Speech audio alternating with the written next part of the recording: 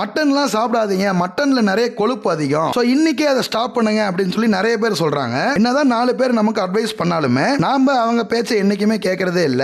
ரெகுலரா நம்ம மட்டன் சாப்பிடும் போது கொழுப்பு அதில் அதிகமா இருக்கும் போது உடம்புக்கு அது கேடு விளைவிக்கும். 2 வாரத்துக்கு ஒரு டைம் சிக்கன் மீன் அப்படின்னு சொல்லிட்டு கலந்து நம்ம சாப்பிடும் போது கொழுப்பு அதிகமா இருக்கிற ஃபுட்டை நம்ம எடுத்துக்காத மாதிரியும் இருக்கும். அதனாலே ரீசெண்டா மட்டன் வாங்குறத அதிகமா அவாய்ட் பண்றோம். மட்டன் வாங்குறத அவாய்ட் பண்ணாலும் மட்டன் பிரியாணி என் ஒய்ஃப் டேஸ்டா செஞ்சு கொடுக்கறதுனாலயே எனக்கு இன்னைக்கு மட்டன் பிரியாணி வேணும் அப்படின்னு சொல்லி அடம் பிடிச்சி மட்டன் பிரியாணி செய்யறதுக்காகவே மட்டன் வாங்க வந்துட்டேன். ஸோ அதனால இன்னைக்கு மட்டன் பிரியாணியை ஒரு பிடி பிடிக்கிறதுக்காக நான் என் ஒய்ஃப்ட்ட கேட்டிருந்தேன். அவங்க எங்களுக்காக ரெகுலரா மட்டன் பிரியாணி செய்யற மாதிரி ரெடி பண்ணி கொடுத்தாங்க. டேஸ்ட் வேற லெவல்ல இருந்துச்சு. நிறைய பேர் என்கிட்ட என்னோட குழந்தையோட போட்டோ மொபைல்ல தான் எடுத்திருக்கேன், கிளாரிட்டி பண்ணி நீங்க ஃப்ரேம் பண்ணி தருவீங்களா அப்படின்னு சொல்லி கேட்டீங்க. நாங்க மொபைல்ல எடுத்த போட்டோவை ஹெச்டியா ரெடி பண்ணி அதுக்கப்புறம் தான் பிரிண்டா போட்டு ஃப்ரேமா ரெடி பண்ணுவோம். உங்களுக்கும் உங்க குழந்தைங்க போட்டோ இல்ல உங்க ஃபேமிலி போட்டோ இதே மாதிரி போட்டோ ஃப்ரேம் பண்ணணும் அப்படின்னா இந்த வாட்ஸ்அப் நம்பருக்கு மெசேஜ் பண்ணுங்க.